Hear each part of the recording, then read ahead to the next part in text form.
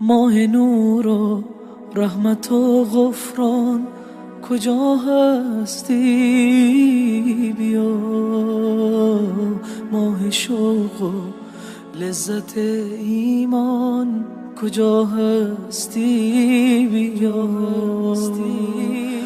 ماه پرفیض و نیایش ها هر آسانیم بیا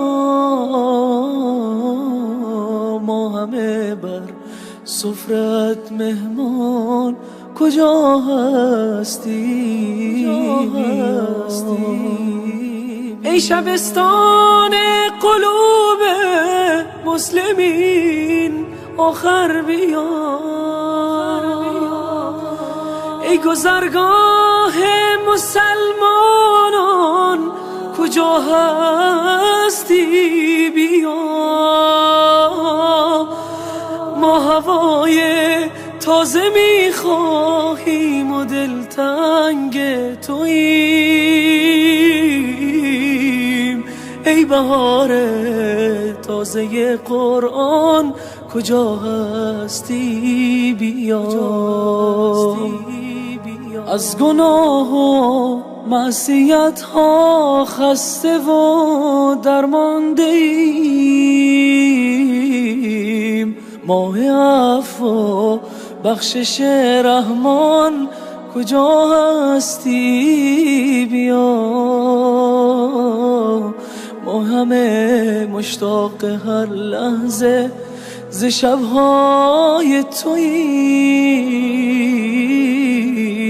ای فضیلت های بی پایان کجا هستی؟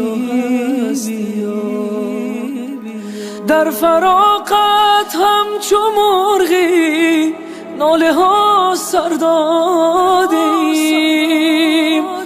ما چو شمعی در غمت سوزان کجا هستی؟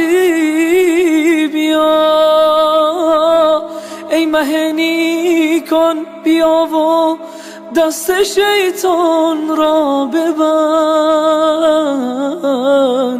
ماه عتق از آتش نیران کجا هستی؟ بیا ماه عتق از آتش نیران کجا هستی؟ بیا مسلمین در خواب غفلت ماه بیداری بیا ای مه بیداری وجدان کجا هستی؟ بیا ماه روزه ماه تمرین عبودیت بیا ماه صبر و ترک هر عصیان کجا هستی؟ بیا ماه صبر و ترک هر عصیان کجا هستی؟ بیا ای شب قدرت شب تجدید پیمان است و ما پر از درد و تویی درمان کجا هستی؟